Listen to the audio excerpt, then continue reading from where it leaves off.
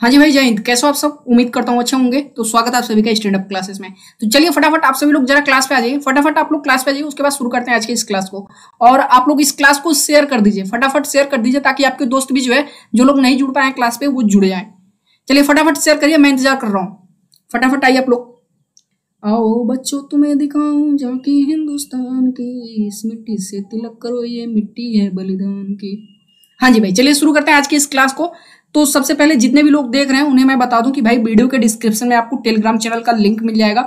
अगर आपको इस क्लास का, इस पार्टिकुलर क्लास का जो है पीडीएफ चाहिए, जिससे आप नोट बना सकें, तो प्लीज आप जाइए, जो है वीडियो के डिस्क्रिप्शन में टेलीग्राम चैनल का लिंक है, जाइए वहां पे जो है चैनल को फॉलो कर लीजिए और वहां से आप पीडीएफ ले लीजिएगा। डेली आपको जो है हर क्लास का पीडीएफ से लेकर के जो भी डाउट क्लियरिंग सेशन होता है, सब कुछ जो है आपको टेलीग्राम चैनल और टेलीग्राम ग्रुप में मिल जाएगा। चलिए, तो ये जो हमारा क्लास है, ये जीके का दूसरा क्लास है, ठीक है। और जो हमारा पहला क्लास था उसमें हम लोगों ने भारतीय मिट्टियों का डिटेल अध्ययन किया था। और आज यहाँ पे हम लोग जो है कुछ टॉप 10 क्वेश्चंस देखने वाले हैं भारतीय मिट्टियों से संबंधित, जो मैंने आपको पढ़ाया था वहां से। और ये क्वेश्चंस आपको हिंदी एंड इंग्लिश दोनों में मिलेंगे। और डेफिनेटली मैं आपको बता दूं, यहाँ से टॉप 10 सिलेक्टेड क्वेश्चंस आपको दिखाए जा रहे हैं। तो डेफिनेटली यहाँ से 1 से 2 क्वेश्चन तो आपके एग्जाम में पक्का है, आएंगे ही आएंगे। तो रिक्वेस्ट है आप सभी से, एक भी क्वेश्चन मिस मत कीजिएगा और आप भी इन क्वेश्चंस को साथ में सॉल्व करते हुए चलेगा। तो चलिए शुरू करते हैं आज के इस क्लास को। अकेडमी पे टारगेट एनडीए नाम का एनडीए सेकंड के लिए कंप्लीट बैच कोर्स लॉन्च हो चुका है। कब से हुआ है? 12 मई से। कब तक चलेगा? 30 अगस्त तक। तो ध्यान दीजिएगा, जो भी टॉप एजुकेटर हैं डिफेंस के, जो अनअकैडमी पे अवेलेबल है ओवर ऑल इंडिया, वो सभी लोग इसमें क्लास ले रहे हैं। तो यदि आप अभी से एनडीए सेकंड की बेहतर से बेहतर तैयारी करना चाहते हैं, तो भाई अभी अपने आप को अनअकैडमी पे इनरोल करो, प्लस कोर्सेज बाय करो और जाकर के ये बैच कोर्स ज्वाइन कर लो। डेफिनेटली आप यहाँ से जो है इन क्लासेस से बिल्कुल भी निराश नहीं हुए, क्योंकि आपको भी पता है कि अनअकैडमी प्रेजेंट में इंडिया का नंबर 1 प्लेटफॉर्म है, ठीक है। और जो लोग जो है एनडीए 2022 के बारे में सोच रहे हैं, ध्यान दीजिएगा, जो लोग एनडीए 2022 मतलब कंप्लीट 1 साल की तैयारी के बारे में सोच रहे हैं, उनके लिए अनअकैडमी जो है एक और बैच कोर्स लेके आई है, जिसका नाम है जैत्र एनडीए 2022। ये कंप्लीट 1 साल का कंप्लीट बैच कोर्स है, ठीक है, जहां पे जो डिफेंस के बेस्ट एजुकेटर अवेलेबल हैं डिफेंस के जो है आपके अनअकैडमी पे ओवर ऑल इंडिया, वो सभी लोग इसमें क्लास ले रहे हैं। ये कब से शुरू हुआ है? तो ये शुरू हुआ है 19 मई से। कब से? 19 मई से शुरू हुआ है, पूरे 1 साल का है। तो भाई यदि आप सच में एनडीए 2022 की जो है बेहतर से बेहतर तैयारी करना चाहते हो, 1 साल कंप्लीट तैयारी करना चाहते हो, तो अभी अपने आपको अनअकैडमी पे इनरोल करो, प्लस कोर्सेज बाय करो और जाकर के जो है इस बैच कोर्स से अपनी तैयारी शुरू कर दो। तो आपका करना कुछ नहीं है, वीडियो के डिस्क्रिप्शन में आपको अनअकैडमी ऐप का लिंक मिल जाएगा, उसे जाओ अपने फोन में इंस्टॉल करो। इंस्टॉल करने के बाद आपको अपने आप को उस पर रजिस्टर करना। रजिस्ट्रेशन के दौरान रेफरल कोड मांगे तो स्टैंड अप क्लासेज यूज कर लेना, क्योंकि इन टॉप एजुकेटर की स्पेशल क्लासेस भी चलती हैं, जो आप ये रेफरल कोड यूज करने के बाद बिल्कुल फ्री ऑफ कॉस्ट देख पाओगे। और जब आप जो है प्लस कोर्सेज बाय करोगे 1 महीने, 3 महीने, 6 महीने, 12 महीने या फिर 24 महीने का, तो उस पर आपको एक्स्ट्रा 10% का डिस्काउंट भी मिल जाएगा इस रेफरल कोड पे। तो रेफरल कोड का इस्तेमाल जरूर कर लीजिएगा। जाइए अपने आपको अनअकैडमी पे इनरोल करिए, प्लस कोर्सेज बाय करिए और अपनी तैयारी बेहतर से बेहतर करनी शुरू कर दीजिए। चलिए क्लास की तरफ चलते हैं। नोन एज कॉटन सॉइल्स, ठीक है। किस मिट्टी को कपासी मिट्टी के रूप में भी जाना जाता है? अभी उसी दिन मैंने आपको पढ़ाया था क्लास में। तो किस मिट्टी को कपासी मिट्टी के रूप में भी जाना जाता है? काली मिट्टी, जलोढ़ मिट्टी, लाल मिट्टी या फिर रेगिस्तानी मिट्टी। तो याद करिए, मैंने आपको उसी दिन पढ़ाया था कि काली मिट्टी को कपासी मिट्टी के रूप में भी जाना जाता है। एक अलग नाम भी है काली मिट्टी का, कपासी मिट्टी। और उसी दिन मैंने आप सभी से कहा था कि मिट्टियों के जितने भी जो दूसरे नाम है सभी मिट्टियों के, उन्हें भी याद कर लीजिएगा, एग्जाम में आता है। तो which soil is also known as cotton soil? That is black soil, ठीक है। चलिए अगले क्वेश्चन की तरफ बढ़ते हैं दोस्तों। तो हमारा अगला क्वेश्चन क्या कह रहा है? Which soil is red in color with a high content of iron oxide and poor in nitrogen and lime? बेहद महत्वपूर्ण क्वेश्चन है, इस पर जरूर ध्यान दीजिएगा। कौन सी मिट्टी लाल रंग की होती है, जिसमें क्या होता है? आयरन ऑक्साइड की मात्रा अधिक होती है तथा नाइट्रोजन और चूने की कमी होती है। बेहद महत्वपूर्ण क्वेश्चन है, उसी दिन मैंने आप सभी को पढ़ाया था। ऑप्शन नंबर ए रेगिस्तानी मिट्टी, option number B laterite, option number C लाल मिट्टी और ऑप्शन नंबर डी है जलोढ़ मिट्टी। तो याद करिए, उसी दिन मैंने आपको पढ़ाया था कि जो लेटेराइट मिट्टी होती है, कौन सी? जो लेटेराइट मिट्टी होती है, इसमें आपके आयरन ऑक्साइड की मात्रा बहुत अधिक होती है, जिसके कारण क्या होता है? इसका रंग लाल होता है तथा इसमें क्या होता है? नाइट्रोजन और चूने की कमी पाई जाती है, ठीक है। क्या होता है? नाइट्रोजन और चूने की इसमें जो है कमी पाई जाती है। तो कौन सी मिट्टी है वो? लेटेराइट मिट्टी, याद कर लीजिएगा। चलिए अगले क्वेश्चन की तरफ बढ़ते हैं दोस्तों। हमारा अगला क्वेश्चन क्या कह रहा है, ध्यान दीजिए। विच soil is rich in phosphate and calcium but deficient in nitrogen and humus? बेहद महत्वपूर्ण क्वेश्चन है। कौन सी मिट्टी फॉस्फेट और कैल्शियम से भरपूर होती है लेकिन नाइट्रोजन और ह्यूमस की कमी पाई जाती है? तो याद करिए, मैंने उस दिन आपको बताया था कि अधिकतर जितनी भी मिट्टियां भारत में पाई जाती हैं, उनमें 3 चीजों की कमी होती है, ठीक है। कौन कौन सी? नाइट्रोजन, ह्यूमस और तीसरा कौन सा है? आप कमेंट करके बताइएगा, ठीक है। तो ऑप्शन देखते हैं। ऑप्शन नंबर ए काली मिट्टी, ऑप्शन नंबर बी लाल मिट्टी, ऑप्शन नंबर सी रेगिस्तानी मिट्टी और ऑप्शन नंबर डी है जलोढ़ मिट्टी। तो वो कौन सी मिट्टी है जिसमें फास्फोरस और कैल्शियम भरपूर मात्रा में पाया जाता है लेकिन नाइट्रोजन और ह्यूमस की कमी होती है, तो वो कौन सी है? तो वो आपकी डिजर्ट सॉइल है। कौन सी है? रेगिस्तानी मिट्टी है, याद कर लीजिएगा। ऑप्शन नंबर सी हमारा बिल्कुल करेक्ट हो जाएगा। चलिए अगले क्वेश्चन की तरफ बढ़ता हूं दोस्तों। तो हमारा अगला क्वेश्चन क्या कह रहा है, ये बेहद महत्वपूर्ण क्वेश्चन है, इसको डिटेल में समझाऊंगा, इसको समझिएगा जरा। Water resources of India can be divided into how many part. जो वाटर रिसोर्सेज हैं भारत के, ठीक है, जहां जहां से मतलब जल प्राप्त होता है, उसको आप कितने जो है भाग में बांट सकते हो। तो भारत के जो जल संसाधन है उन्हें कितने भागों में विभाजित किया जा सकता है? तो देखिए मेनली इसको दो भाग में विभाजित हम लोग कर सकते हैं। कैसे? ध्यान दीजिएगा। सबसे पहले वाले को बोलते हैं सरफेस वाटर रिसोर्स। क्या बोलते हैं? सरफेस वाटर रिसोर्स, नोट कर लीजिएगा, ठीक है। और जो दूसरा वाला है इसको हम लोग बोलते हैं अंडरग्राउंड वाटर रिसोर्स। क्या बोलते हैं? अंडरग्राउंड वाटर रिसोर्स, ठीक है, अंडरग्राउंड वाटर रिसोर्स। अब देखिएगा, इसको ध्यान से समझिएगा कैसे। सपोज दैट मान लीजिए ये आपकी मिट्टी, कोई भी एक मिट्टी है, ठीक है, तो इस पे कभी कभी क्या होता है, बारिश भी हो जाता है और कभी कभी हम लोग फसल पे क्या करते हैं, पानी बाहर से भी चलाते हैं, ठीक है। अब ये तो आपका क्या हो गया, ये किसका एग्जांपल हो गया, ये जो बारिश होती है या फिर हम लोग ऊपर से पानी चलाते हैं, तो ये आपका सरफेस वाटर रिसोर्स का एग्जांपल हो गया कि हम लोग पानी चलाते हैं, मतलब मिट्टी के सरफेस पे हम लोग पानी दे रहे हैं। अब जो दूसरा है ना, इसका एग्जांपल समझिएगा। जैसे मान लीजिए कि कभी कभी क्या होता है कि आप समय पे पानी नहीं चला पाते हो, लेकिन फिर भी आप देखते हो कि जो जमीन होती है उसमें थोड़ी बहुत नमी होती है, तो वो पानी कहाँ से लेता है? वो अंडरग्राउंड वाटर रिसोर्स होता है, ठीक है।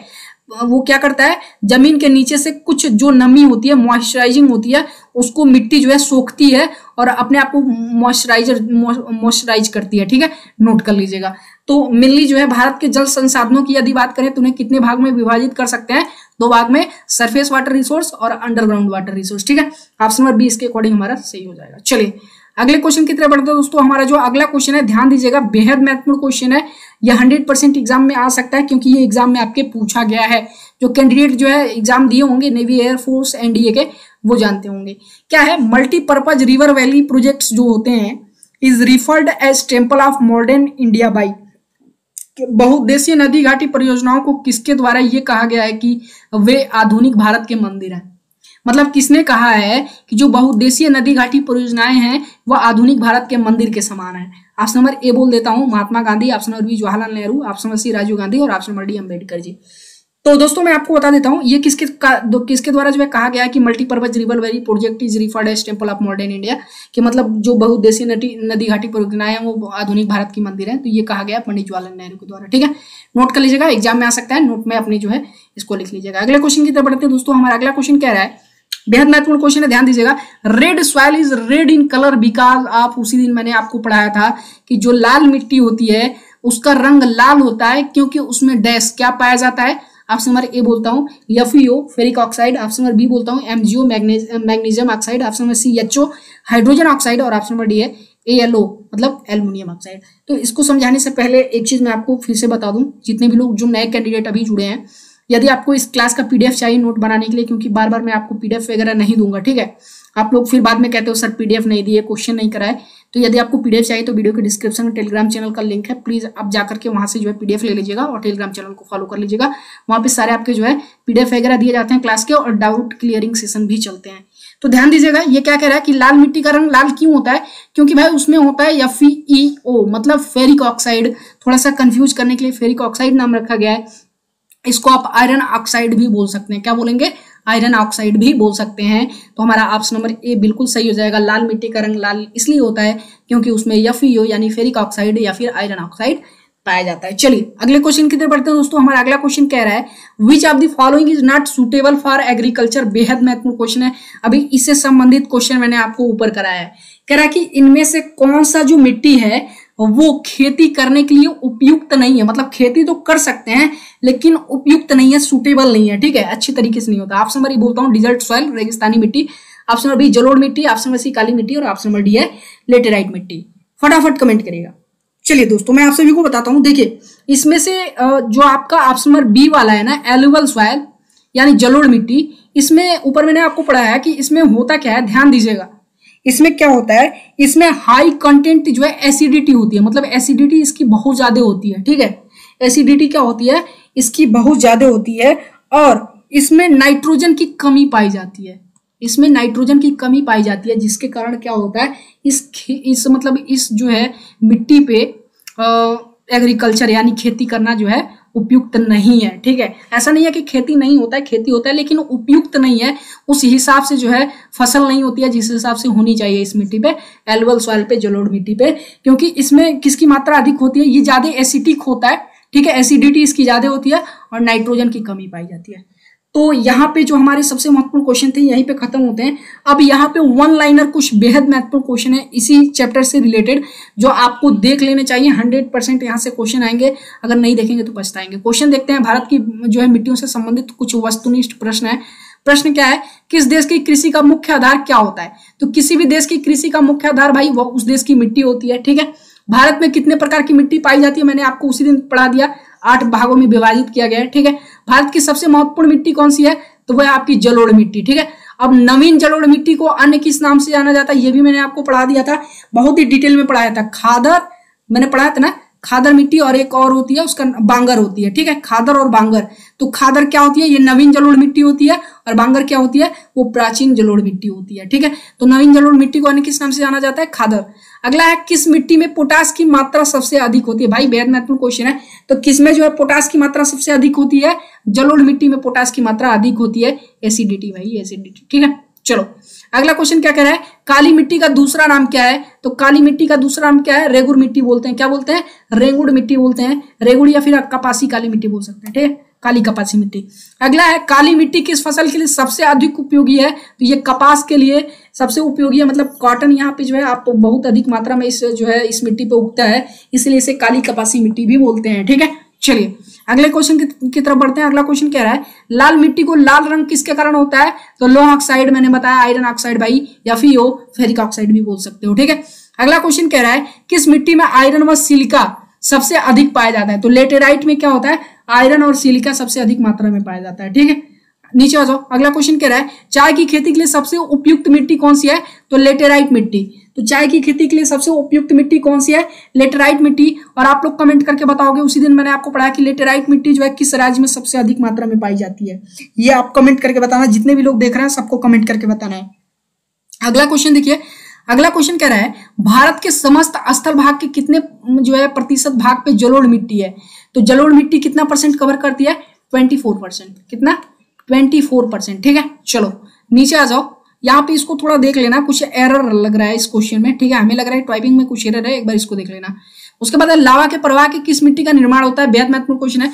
तो लावा के प्रवाह से किस मिट्टी का निर्माण होता है? काली मिट्टी का।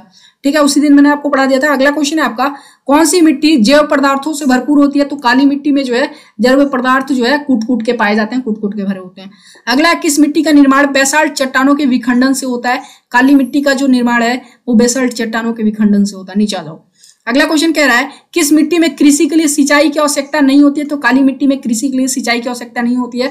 ऑलरेडी वो क्या करता है, वो सूसक होता है। ठीक है, मतलब जल क्या करता है, अपने अंदर वो करके रखता है। ठीक है, चलो स्टोर करके रखता है। अगला क्वेश्चन कह रहा है, भारत में लाल मिट्टी का विस्तार सबसे अधिक कहाँ है?